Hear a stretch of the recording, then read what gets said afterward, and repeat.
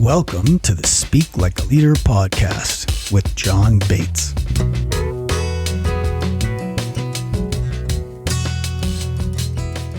Welcome to the show. With me today is a gentleman whom I met just a little while ago. And actually, it was just kind of a cold introduction.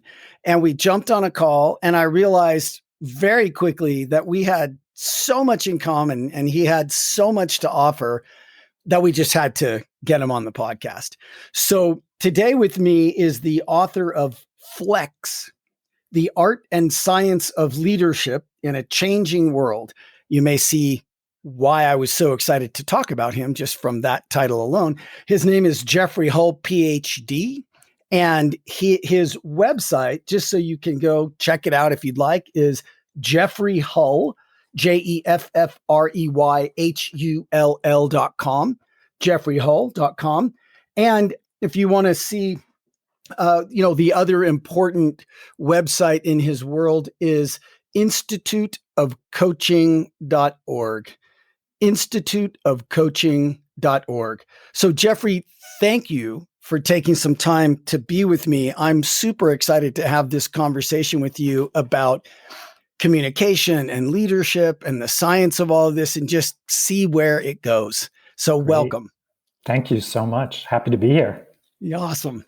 So what do you think, if I could start out with this, what comes to your mind when I say leadership communication?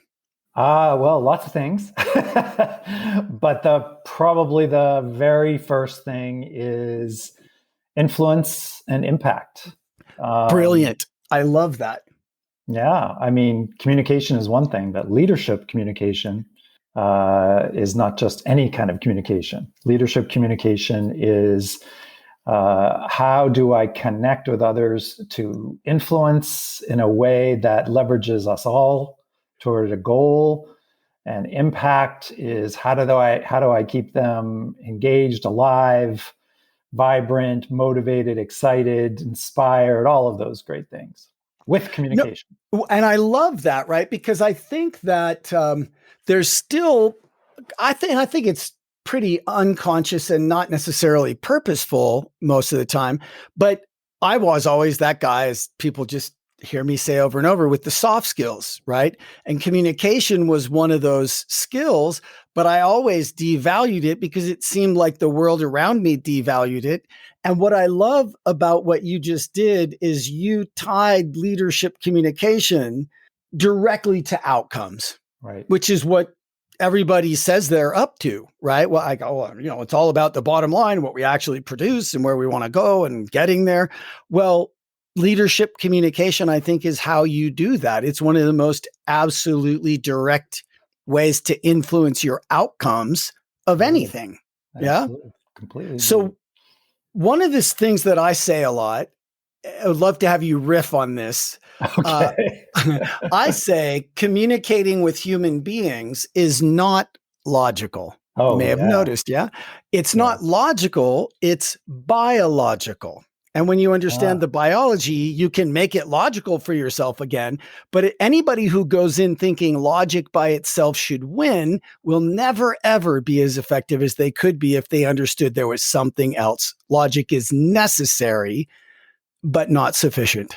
Absolutely. I completely agree. If you're really just thinking that logic is all you need to drive your leadership communication, then you're using about 20% of your capability as a human being. You're using the 4 by 5 inch section of your brain called the cerebellum, or the frontal cortex. Yeah. And so what happened to the rest of you? One of my favorite teachers likes to say, human beings are not a brain on a stick. There's so much more involved in effective communication. And when you say biological, so what is biology? Biology is the machinery, the emotions, the physical being. All of the above is biological. It's the core stuff. So if you're only driving the car with the steering wheel and you're not using any of the other components, you're not going to get very far. Right. Now, I do think it's fair for me to say that out there in the business world, especially maybe in some of the larger organizations that might be built around things like medical, biotech, engineering, et cetera, it seems like there's an over rotation on that 4 by 5 inch frontal cortex, right? Like that is the thing that everybody seems to be super hyper focused on. Right. And, so, you know, what do you think about ways that, like, how can you help or offer a line to people in that, who really have a super focus and maybe think it should be logical, Well, and it's not an either or Mm-hmm. proposition. For sure. One of the key components or key chapters and domains that I wrote about in my book was called intentional communication. And there is a whole spectrum of what it takes to be effective in creating intentional communications that work. And one of them is the rational data science underpinnings that gives you credibility, that gives you a sense of a path that's linear and logical and results oriented. Yep. Facts and figures. I mean, in our today's world, data science is becoming so crucial to successful decision making, all of which is valid. But if you just do that and you don't do anything that connects below the neck to the human relationships and what inspires people and what moves them and what touches them and what gets them motivated in the morning to get out of bed, then you're going to lose them really fast. So it's not an either or proposition. I work with clients that are all data, facts, and figures. And they say to me, it's really interesting, Jeff, on my last video call with my team, and we went through the PowerPoints and all the numbers, everybody turned off their video. And then the next meeting, they didn't even show up. And I'm like, well, yeah, maybe next time you just send out the PowerPoint and you do something else on the video call, like connect the dots with people, like it's a people, interpersonal. And then there's the other end of the spectrum. I had a research scientist that I worked with at a huge pharmaceutical company. And I don't know how he managed it, but he had worked himself up to a big job leading the team for a new cancer drug. And he was reporting to the executive committee about the clinical trials and about all the data. And long story short, he's from the UK. He's incredibly funny. I mean, like incredibly inspiring. He's got the greatest sense of humor. You love those British, one-off. So he got up and did a keynote presentation on clinical trials. And at the end, his boss came up to him and said, you need a coach because you just told stories and jokes and it was great. We love listening to you. You're so powerful communicator, but nobody trusts that you're going to get this drug out on time. Yeah, right. Left the logical part out. Yeah. Exactly. So it's like, you don't want to be one end of the spectrum or the other. You need to understand the value of both. And, that's one of my core themes as a coach. If you really want to be a powerful communicator, learn to integrate the emotions, the connections, the energy, and the rational. It's not about leaving out the brain. Yeah. I say the rational is necessary, but it's not sufficient. Like at the level that people are, the people that you and I talk to most, I think, like the rational part's handled. Like they wouldn't have gotten there if they didn't have like the business plan in the pitch competition. Like all the business plans are reasonable, or they wouldn't have even gotten in the door. Right. Now, how do we make them the person who gets the first prize instead of no prize, right? Or first prize instead of third prize. And I think at that point, it starts to really, that's where the logic starts to by itself not work. I totally agree. Yeah. I mean, the example that I gave of the sort of storytelling scientist is pretty rare. I mean, that was super rare. Yeah. Yeah. That's not usually the problem. It's a real story. So it's just it's an interesting example of how things going any one direction or the other too far can be problematic. But I think your point is a good one, which is the vast majority of my leader clients, they got the numbers down. They have partly succeeded by being super credible in the space of logic and rationality and having the data behind them to back up their points. But, they lose people if they don't know how to connect with Yeah. human beings. And connection and influence and impact is not just about numbers and figures and facts. It's about emotions and stories and purpose and values. And what's the underlying why? So why do I care? Yeah. You know, when you see the most powerful speakers, they do both. They incorporate facts and figures to save lives, to change the planet, to Yes. make all of us live a more high quality experience on Earth. You know, it's like something really powerful and touching. And, you know, it's not about either or. It's about learning how to master those integrated capabilities, those integrated sensibilities and capacities. And you know, Jeffrey, what you just said is absolutely crucial. And it's something I run into. I'm sure you do too. But people will say to me, John, well, you know, like, what are you talking about? How do I make this emotionally connected? It's just a bunch of numbers, like I'm the accountant or whatever, right? Like I've just got this big graph I got to show. I'm like, well, look, we wouldn't be talking about the numbers if they didn't impact something in reality. Right. If we didn't, we wouldn't even care. Like we don't care about those numbers. We care about these numbers because they tell a story of something that's happening and they impact us. Tell us that, you know? Yeah, or just send if you don't have any story to go with the numbers, then just send us the document and we can look at it ourselves. Yeah, that's a really good point. You know, I think that's a mistake that a lot of leaders make, is they think everything needs to be presented in some sort of formal communication. Not necessarily. Be thoughtful and strategic about what do I really need to create, where I need to connect with people with the story. And then where do the facts and figures play a role in giving it credibility and giving it heft and giving it power? Yeah. But it's not always a presentation. Well, you know, I've made a major distinction for myself between an email deck and a presentation deck. They're two different things, you know?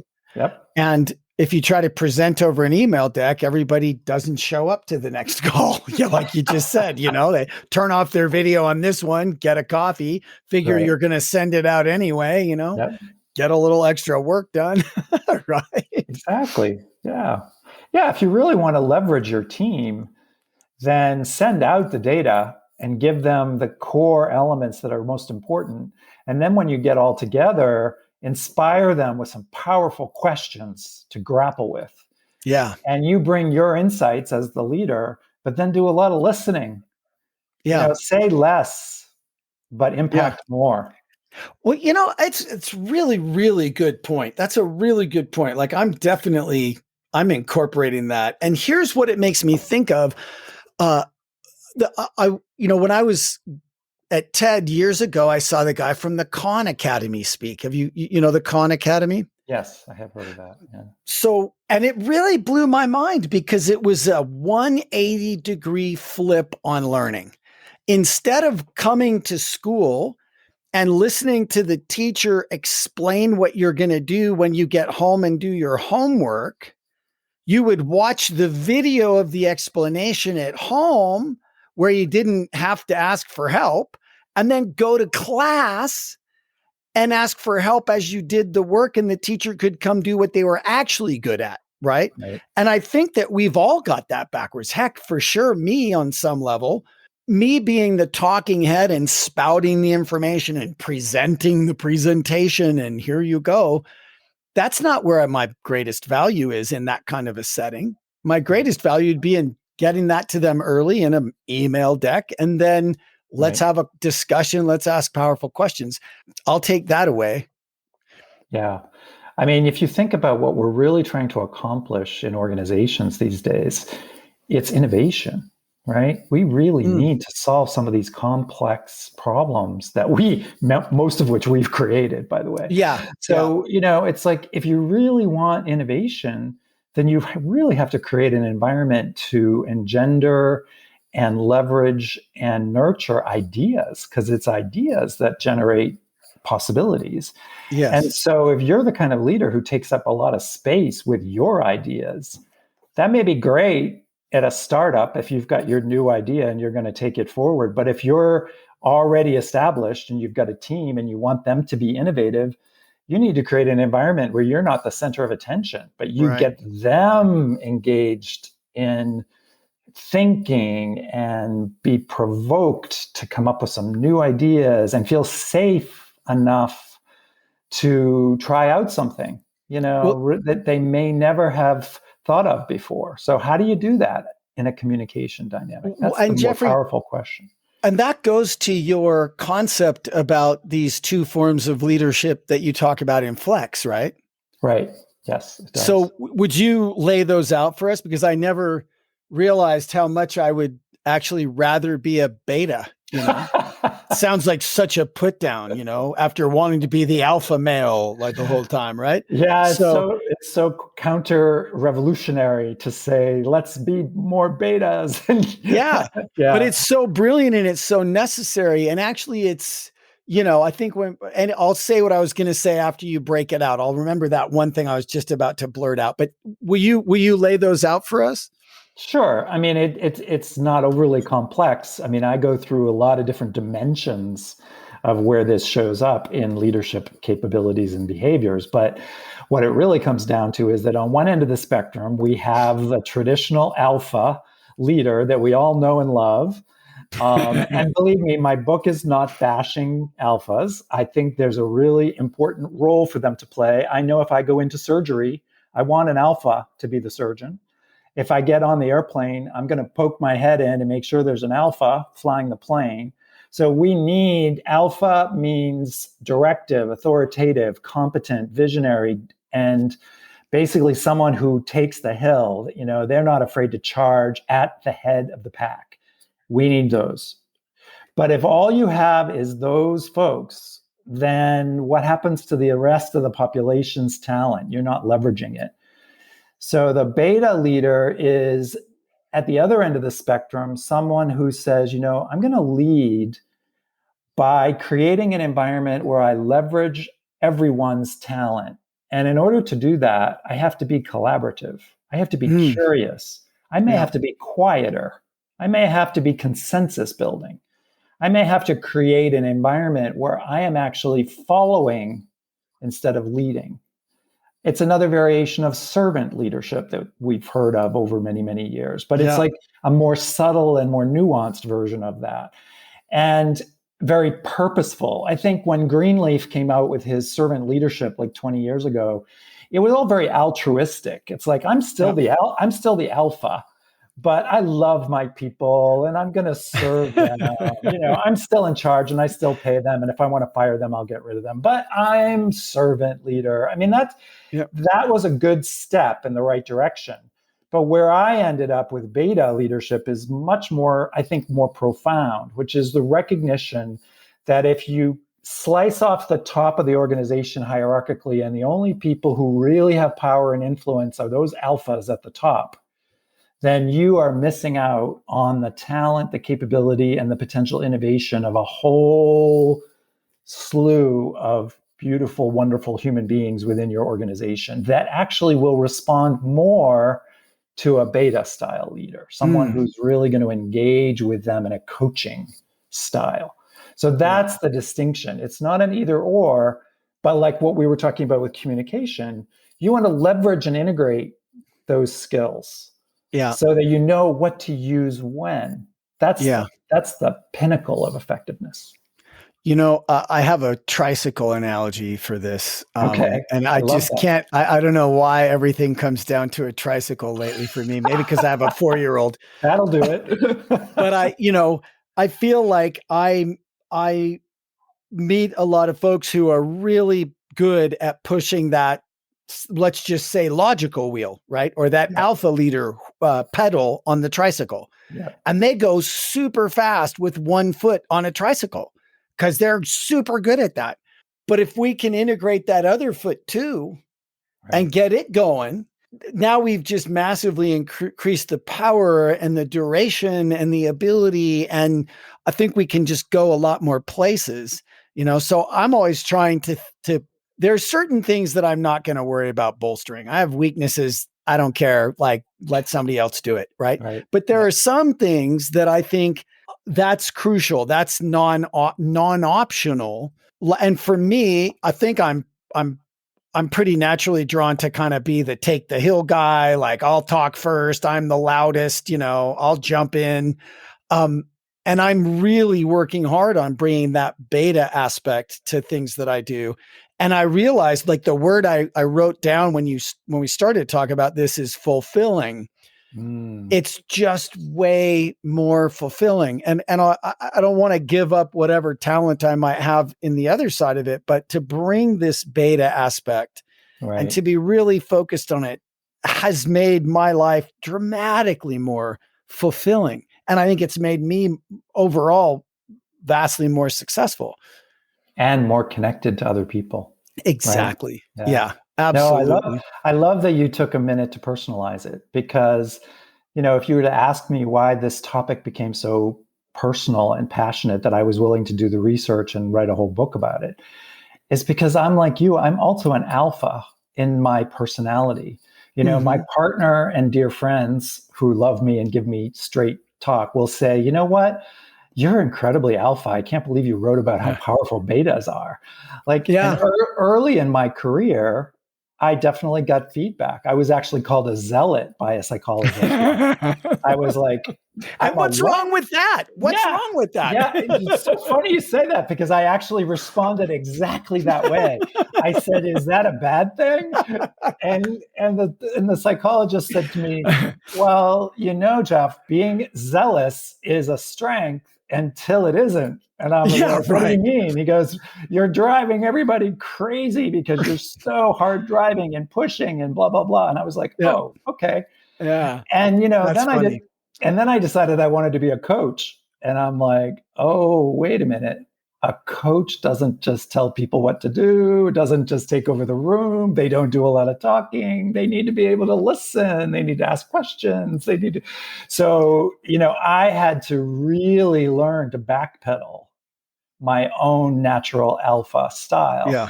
And I think that's why I'm so touched by those people that I coached and worked with that are skilled at that, because it's like we teach what we most need to learn. Yeah. And I think the reason I've become an effective coach is I've learned how to be beta. I'm looking over at this thing that I always have hanging on my wall across the room. It's a kind of a long, semi-narrow room, so I can see it really well. And when I look at my camera, when I look at my screen, I can see this. I've got this picture of a World War II soldier. It was from one of the, don't take more than your fair share kind of posters, but somebody had redone it. So I redid it with my own words. So he's sitting there with this cup of coffee, about to have a little sip, smiling and looking at you. And it says, "How about a nice big steaming mug of shut the up?" And of course I put in the little, I didn't spell the whole word out, but, but that's my motto, and it's hard for me, but it's just one of the best things I ever did is put that right where I see it every day, all day, and not let myself ignore it, Yeah, no, that's great. That is so great, because it's, I think what's powerful about human development is that once we get the awareness, we don't have to denigrate our strengths or be self-judgmental, but we want to grow, we want to expand. And I also, you use the analogy of the tricycle. I sometimes use the analogy of a symphony. It's like the conductors, if the conductor of a symphony only knew how to play string instruments, can you imagine how it would sound? Yeah. Like you'd have lots of violins and lots of basses, but you'd have no drums, you'd have no flutes, you'd have no horns. Or if it was the other way around, they love the horns and the saxophones and all that. And then the poor violins would be like, "Hello, we're still here." So the greatest conductors, they're amazing because they can pretty much play every instrument and they respect them all. And then they get up in front of the whole orchestra and they don't play anything. Yeah. Yes. Yeah. If you think about it, it's just such an incredibly powerful metaphor, because they don't play an instrument and yet they create beautiful music. So, That's powerful leadership communication. Like, absolutely. all you do is whip your wand around and people. Yeah. Yeah. I mean, it is like a magic wand, isn't it? It is. So are you familiar with Benjamin Zander's TED Talk? Oh yeah. Yeah. Okay. I know Ben. Yeah. And we've He's had, one of my absolute heroes. I've met him once. I have too. Yeah. He's amazing. Yeah. Just fabulous. So, and he talks about that in his TED Talk, which is one of my all-time, it's the reason I went to TED. I saw that talk and I was like, okay, I have to go. There's no way I can afford it. There's no way they'll even let me in, but I have to be there. And somehow through total magic, a year later, I ended up there. So I owe that guy a lot. And you're channeling his TED Talk. I think you're doing a good job of it too. Yeah, he did a keynote for us at the Institute of Coaching's conference, and we asked him to use his techniques for coaching young musicians. Yeah. And he did a coaching session right in front of us with some young musicians. And it was so extraordinary to watch, because basically what he did is he had the students, I think they were not violin, but the other one. What's the one that's the cello? Cello. There you go. Sorry. They were cellists, and they were, they're proficient. They're good students. They're not, but he was coaching them by basically telling them that they couldn't do anything wrong. Like there was nothing that they could do wrong. Yeah. All they could do was expand. Like expand that, try that. And it's like watching in 45 minutes, these three, it was a trio, they basically took a piece of music and they made it sing like so amazing. And then he turned to the audience and he said, you realize, of course, that they were not playing what's written on the and it's like, but didn't you think it was beautiful? And we were all like, oh my God, it was so powerful. Yeah. And it just showed that it wasn't about the notes, and it wasn't about him bossing them and directing them. He was eliciting from them this incredible, potent power of making music. And that was obviously the lesson that he was giving us all, doing less, but eliciting and creating more. It was great. It was very valuable. Well, tell me what you think of this, but I think that he could be an inspiration for people like you and me who maybe naturally skew towards alpha. Because I got to say, that guy's got alpha, right? Oh, yeah. I think he's got that dialed. Oh, and yet, that's very much so. And yet he's also just got so much space for people. I think he's done a fabulous job of being an integrated alpha beta, right? Yeah. And in fact, when he did the keynote, his wife co-leads with him, and she kept telling him to shut up. That's the secret. That's so funny. She was like, okay, Ben, I'm going to talk now. And he's like, you're right. I need to. So smart guy. That's hilarious. That's so funny.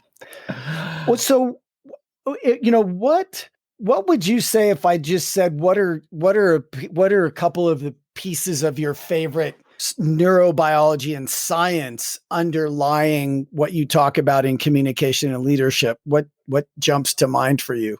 Anything? Oh yeah. Some of the things that are really powerful right now, I think it's super timely, is how to communicate effectively in a virtual space. And the neuroscience research is really helpful, because what it's showing us is that the tiny little things that we do as human beings that normally we don't even notice them because we're just at the coffee cooler or wherever, in the virtual space, it's all exaggerated. So it really helps to know what works. Yeah. And it sounds really simple, but it's really powerful. For example, when you're in a virtual space and you're trying to have a sense of connection, make sure you use eye contact. Like, even in the regular world, it helps to look at people. But in the virtual space, it's crucial that you stay connected with your eyes, because people really notice it if you disappear. Yeah. So make sure your little box that you're looking at yourself, because we're all looking at ourselves, is right under the camera. Like, it's a tiny thing, but it makes all the difference. And another one is like we talked at the beginning before we started recording about whether we're on video or not. And if you're on video, make sure you smile more, because people feel it. They feel trust based on eye contact, based on smile, based on gestures. Another thing in video, the neuroscience, make sure you show your hands occasionally. Don't just be from the neck up. People are like, what's he doing down there? I don't trust that. He's changing. Where'd they go? Where'd his hand? What's he doing? Is he getting a rock? Is he getting a, I mean, I used to coach people a little bit, executive presentations, and you'd have those leaders who would like snap their pen or jingle their pens, right? And you're like, take your hands out of your pocket and don't sway back and forth. And, all of that is relevant in the real world. But in the virtual world, it's the neuroscience of how we connect becomes really important. And so these little things. And then one last tip that I always say to people in communicating in an effective dynamic is make sure you're paying attention to your pronouns. Pronouns are the single most powerful thing we use in communicating content. There's a very big difference between I'm going to take us to the top and we're going to get to the top. Yeah. It's night and day. The first version, and they're both good. It's not bad and good. It's just very powerfully different, right? I'm going to take you to the top is, okay, Daddy. Thank you so much. I'm so glad that we have a father figure who's going to take us to the top. Let's follow Dad, and hope Dad doesn't keel over and die, because then we're lost. Yeah. Whereas we're all going to make it to the top creates a whole different energy. Yeah, absolutely. So those little teensy things, I think that's, and then, this, when I say neuroscience, I mean, they've been studying linguistics and how the brain works in terms of connecting and things like that. So just, you asked me sort of generically, but I think in today's world, we got to learn how to be good communicators in a virtual space. And some of these little things matter. Absolutely agree. I absolutely agree. I have a thing that I call the inner 6-year-old, and it's not super well researched yet, but I've been researching it myself. And when people, I have a friend who said, really, there's not that many people on earth that have a real good TED Talk inside them, a truly great TED Talk. And I would say, no. I think everybody's got one. It's just some are closer to it than others, and some are pretty far away from it. But I think that every human being on earth has inside them the seed for a great TED Talk. And he'd be like, no. And then he kept sending me these horrible TEDx talks. And I'll tell you, there are some horrible TEDx talks, really well-meaning people, nothing against them or their idea, but they're awful to watch, just painful, right? And I could not figure out what was going on, because he would bombard me with these and I'd watch them and I'd just get, I'd almost get sick to my stomach. They were so bad. And then one day I was working with one of my clients, and she was just this, she had an unbelievable presence, and she had a bad breakup. And for a long time, she was just unavailable, right? Which is not how she occurred. She was just the most wonderful presence any of us had ever been around.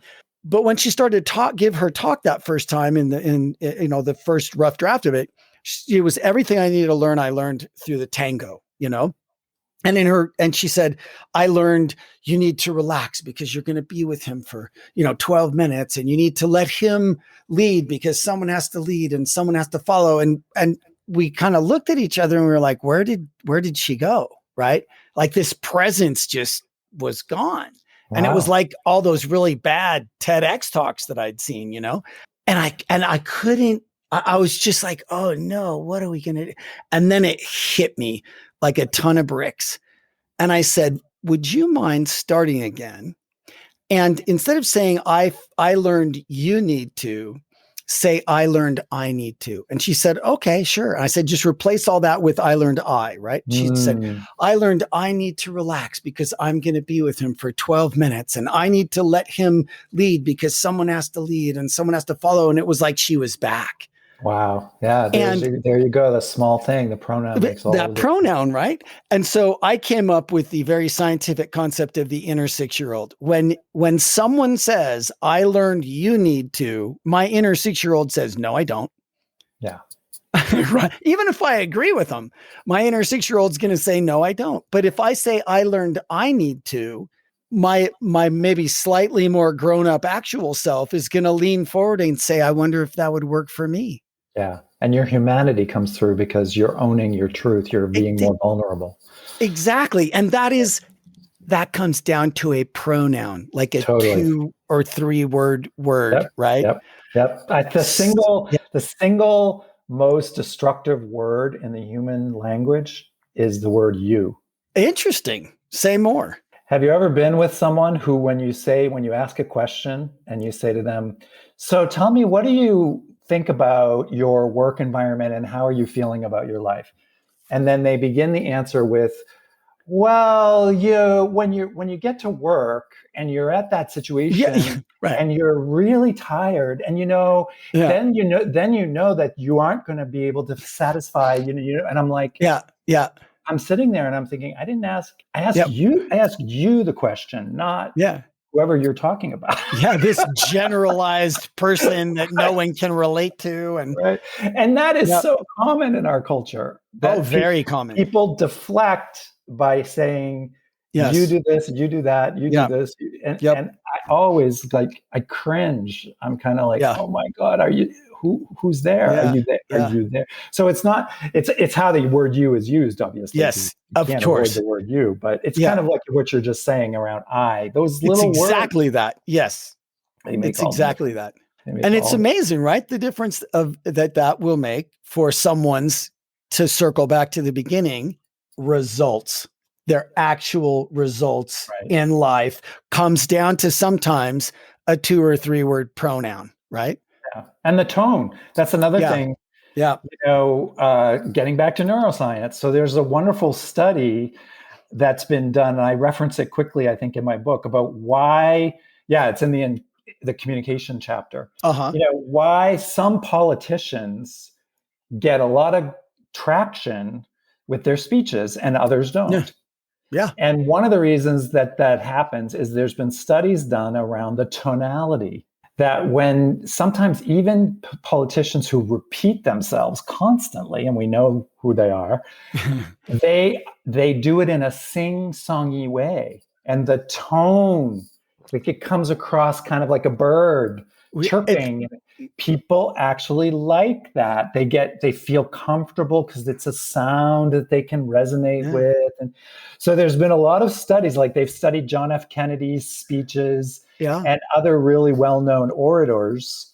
And they found that the tone and pace, so you've got all those little qualities: eye contact, gestures, tone, quality, words, pace, they really matter. It makes all the difference. They really matter. Yeah. Well, and which is why I think the logic is important, right? If you get up and say nonsense, it doesn't matter what your tone and inflection are, right? But if you get up and say something really amazing with a non-supportive inflection and tone and all that kind of stuff, then you're just never going to be as effective as you could be. Yeah. Right? Or you do it in a way that distances you. That's the other thing about this alpha beta that I dug into in my book, which is one of the challenges with an alpha style is that it tends to be distancing. Yeah. Because it's I versus them. You're behind me and I'm reporting or I'm communicating my vision and you're going to follow it. And, that's great if you're Steve Jobs. I mean, look at what he created by being that super alpha. I'm not saying that it's a bad thing, but I think that there are those of us who are much more powerful when we use we incorporating language that's humble and storytelling and personal and so that's what I wanted to get across, is that there's so many more ways to be impactful and influential. To go way back to your very first question. 20 years ago when I started coaching, we would do leadership communication classes and coaching. And the idea was to teach everyone to be Steve Jobs. You got to be like that. You got to be directive. You got to be bossy. You got to be. And I'm like, No, that's not what you have to be. What you have to be is getting in touch with your strength and who you are as a human being, and then learning these techniques and then making them work for you by leveraging and optimizing your own personal style.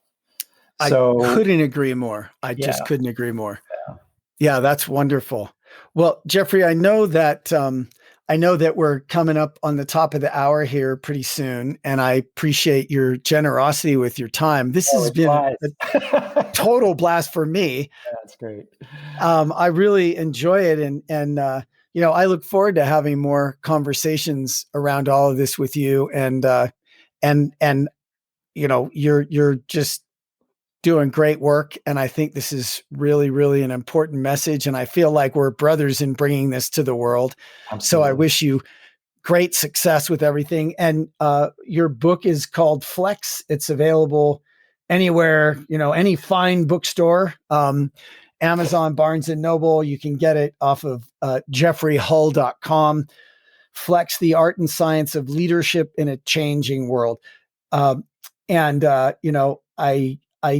love Find Your Inner Alpha, Release Your Hidden Beta, and then instituteofcoaching.org if you want to learn more about Jeffrey's work. So thank you so much for joining me and us today. I think what you brought was really valuable and certainly dear to my heart. And I look forward to keeping in touch and seeing, where you go next. Likewise, I think what you're trying to do with your work is super important.